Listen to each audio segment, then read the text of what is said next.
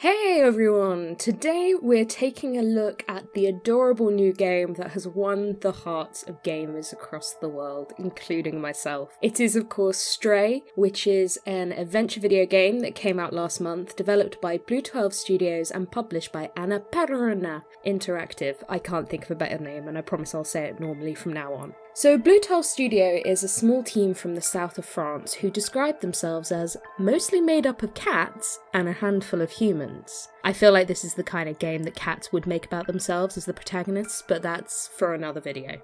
So the heads of studio, Kula and Viv, have been working on this game for almost 7 years, since actually leaving working at Ubisoft. Annapurna have been involved almost since the beginning of the studio, slowly helping them shape the project into something I honestly can't be objective about. Look at these gorgeous babies! In fact, and this is an embarrassing thing for me, but I recorded some audio of me playing the opening of the game, which I'm going to let you listen to now. Okay, here we go. It's very cute. Oh, hello! Oh my god, there's another one!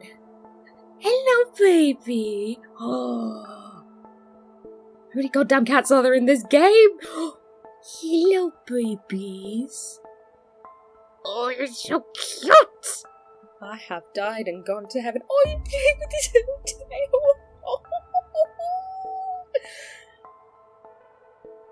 Is that bitch? I don't like that. Get off me. Oh. Oh, I really want a cat now. It's so fair. As you can see, cringeworthy, but I couldn't help myself. So for me, this game tells a story not unlike that of a walking simulator, which actually makes a lot of sense given that Annapurna were involved in the making of games such as What Remains of Edith Finch, Gone Home, and many others that follow that kind of pattern. If you want more about walking simulators, I recommend watching my video, which is all about the style of game and what they actually are. This game technically isn't a walking simulator, but like I say, there's a lot of elements there that kind of make me think of them to do with how they structure a story, how you interact with the environment, and several other things that I'll get into later. I will say this game review does not have any spoilers in it this time. I think that I can give you a good roundabout view of what's going on and what I like about the game without having to spoil the ending for you. So it tells the story of one cat's journey through a strange city where humans have long since disappeared. Instead, they leave behind some terrifying little critters called Zurks and robots that have had generations to become sentient. The robots have even begun to mimic humans, dressing in different styles, dancing, making music, and even having families of their own. They often refer to each other as, brother, son, etc., which is very endearing.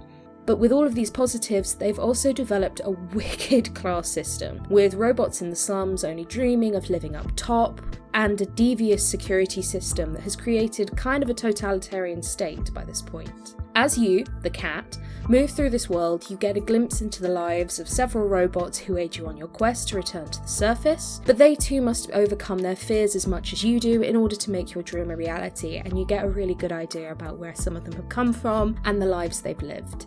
Don't worry though, you're not alone on this journey. In fact, you have a little creature called B12 who's a robot who will guide you and translate for you so your cat ears can understand the strange language of the robots.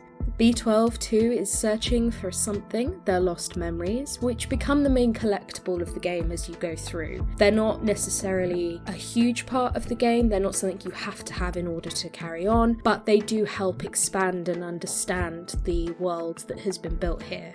The game is mostly in a platform and puzzle style. You spend most of it exploring this world, hopping from rooftops and drain pipes in order to find different things, to find people, as you're given different little quests that are part of the main overarching narrative. It's a pretty simple game mechanic to understand. You press X if you're on PlayStation 4 like I am to jump onto things, which are all highlighted by a little X button as you look at the surfaces. You can also mew at people or robots, to try and get their attention. At some points you will have other tools that will help you with your journey, but I won't go too far into those. But it's safe to say this is quite a simple game to get quite good at, and it's quite fun just to run around jumping from place to place as you can chain jump between, say, like 4 different pipes in front of each other or small surfaces that you come across.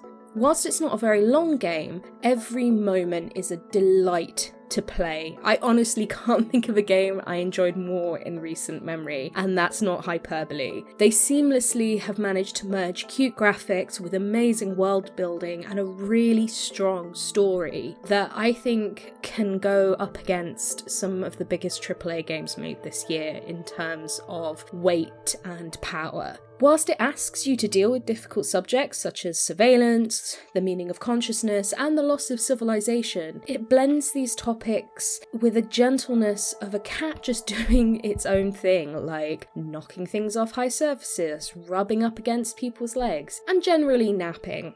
There's some really lovely moments in the game to do with friendship and love and meeting new people that I just adored, and I had a great time. One of my favourite moments has to be where you can take a nap on this guy's stomach whilst he's lying on a sort of dilapidated sofa, and he looks kind of surprised at first because none of these robots have ever seen a living thing before apart from these evil little Zergs, and so he's kind of shocked, and then he just kind of chills out and goes to sleep, and you can literally sit there for like as long as you want sleeping in this guy's lap. Like, it doesn't add anything to the game, but it's just small things like this that just make me happy. Or perhaps the fact that if you get a paper bag stuck on your head, all of the controls reverse, so it's really hard to move about like it would be if you had a bag on your head. Just these small things that have gone into making this game make it so important, even though it's not very long. Like I said, I played it in a weekend of quite sort of hardcore gaming, so it was maybe just under 10 hours, probably a little bit less than that actually, but